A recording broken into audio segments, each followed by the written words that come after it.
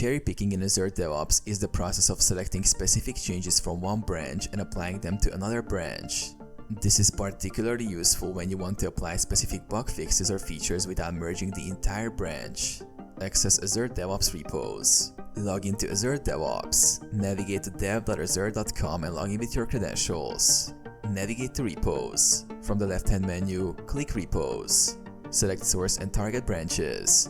Choose the source branch. Select the branch containing the changes you want to cherry pick. Choose the target branch. Select the branch where you want to apply the cherry pick changes. View commits. Navigate to commits. Click commits on the source branch to view a list of changes. Select changes. Identify the changes you want to cherry pick. You can filter commits by date, order, or commit messages. Perform cherry pick.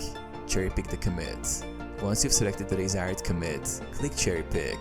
Confirm cherry pick. Confirm the cherry pick action to apply the selected commit to the target branch.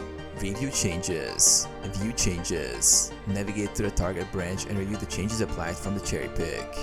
Resolve conflicts. Handle conflicts. If there are conflicts between the cherry pick changes and existing changes in the target branch, resolve them manually or using conflict resolution tools within Azure DevOps.